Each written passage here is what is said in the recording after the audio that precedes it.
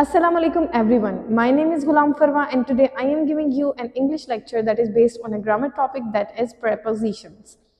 First of all, what is preposition? Preposition is a word that shows the relationship between noun, pronoun and other words in a sentence.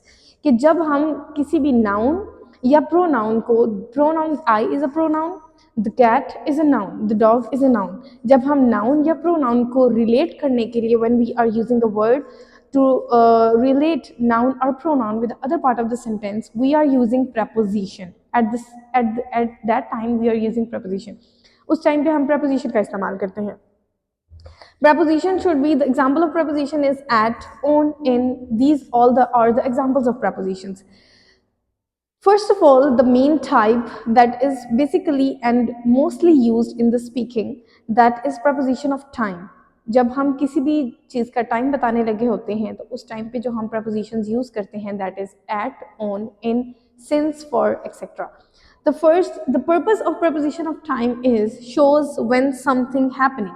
हमें ये बताता है, the question raised in our mind, that is when, कि कोई चीज़ कब perform हुई है. ठीक है, यहाँ पे सवाल जब भी टाइम की बात आती है तो हम कहते हैं कोई चीज़ कब परफॉर्म हुई है.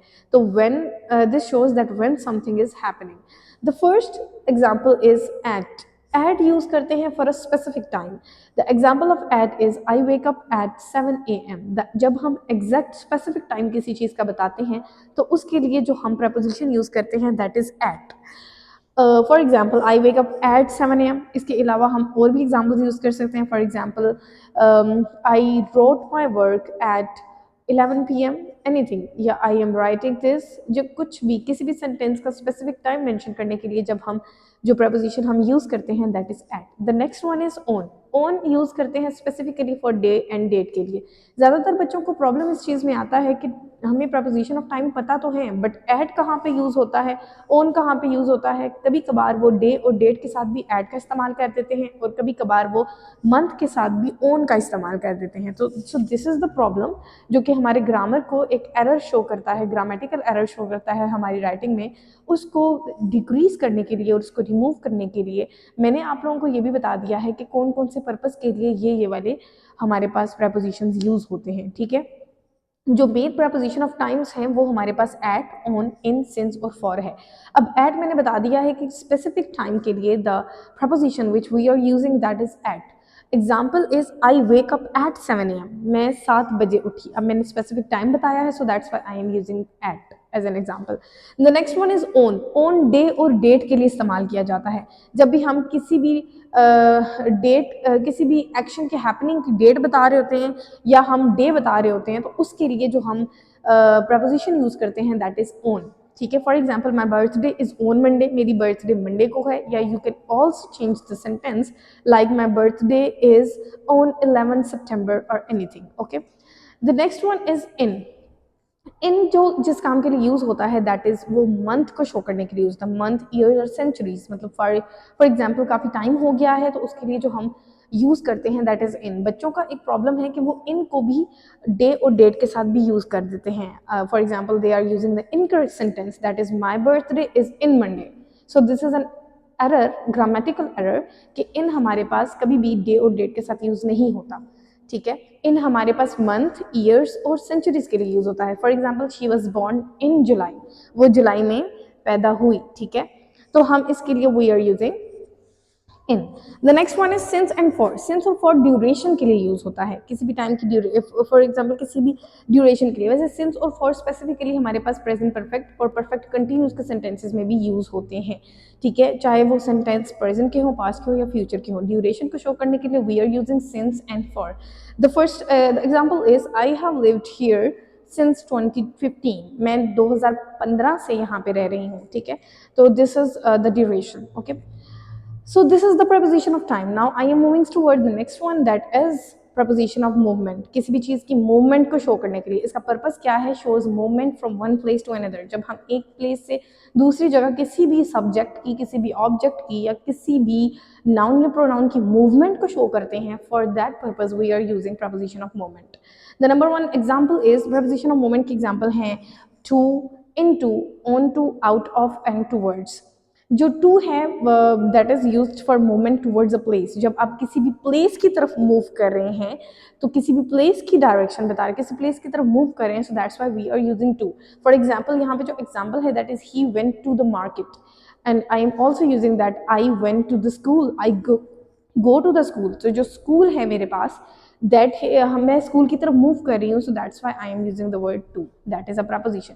The next one is into movement inside something. जब हम किसी चीज़ के किसी जगह के अंदर जा रहे हैं तो वी आर यूजिंग इनटू, उसके लिए हम इनटू का इस्तेमाल करेंगे।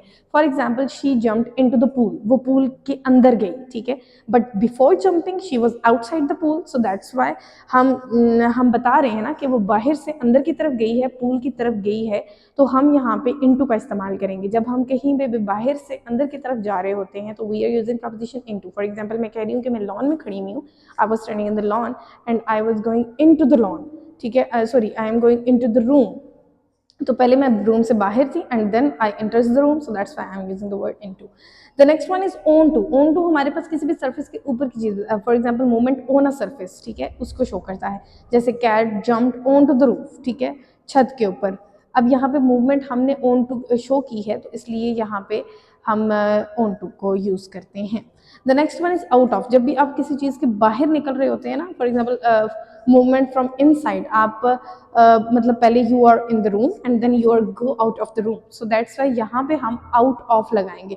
For example he run out of the room, वो रूम से बाहर भागा, ठीक है, he run out of the room, पहले वो रूम में था, he the person standing inside the room and now he is outside the room, मतलब वो बाहर की तरफ भागा, तो इसलिए मैंने यूज किया प्रपोजिशन आउट ऑफ। टूवर्ड्स हम डायरेक्शन को शो करते हैं, movement in the direction of something.